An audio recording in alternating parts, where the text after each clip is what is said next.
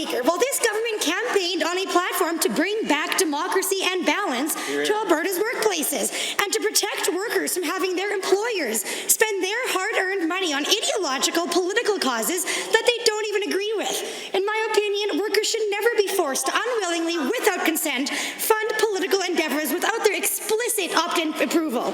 That is not democracy. So to the Premier, how will Bill 32 protect the money and democratic rights of individuals working in Alberta? The Honourable the Premier. Member for the question, Mr. Speaker. Could you imagine being a Jewish member of Cup W and being forced through your dues to finance a campaign to boycott and divest from Israel a union that refers to it as a genocidal state? Could you imagine being a refugee from Venezuelan socialist dictatorship, being forced through your dues to CUPE to affirm to support the Venezuelan regime of Mr. Maduro? Could you imagine being a pipeline worker here in Alberta being forced through UNIFOR and through the AFL to finance campaigns to shut down pipelines? It's wrong, and now those union members will have a choice to say so. Honourable member for Banff Kenney. Thank you, Mr. Speaker, and thank you to the Premier. Well, direct representation based on actual votes from members is the most democratic way to decide what voters would like and would not like. But given that the NDP and their union bosses are falsely claiming that restoring mandatory votes and opt-in permissions to workers in Bill 32 could somehow limit the ability of unions to represent and advocate for what their workers want. So to the Premier or to the Minister of Labour and Immigration, can you please elaborate on just who and what this opt-in clause for Bill 32 will protect?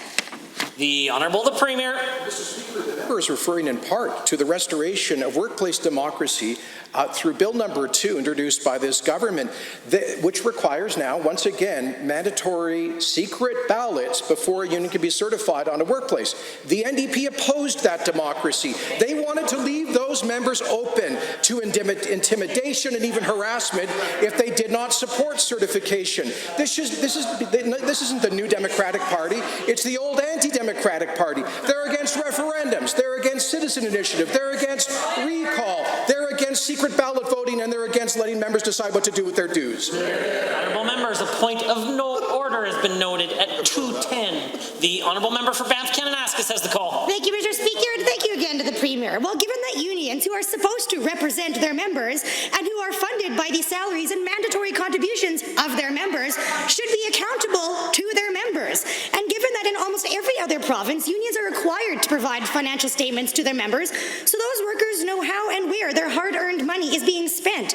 To the Premier, how does Bill 32 promote transparency, democracy, and fiscal responsibility in the workplace? The Honourable the Premier. It does so in part by giving ordinary union members the right and the ability, the power to decide whether or not their dues will be used to finance certain campaigns.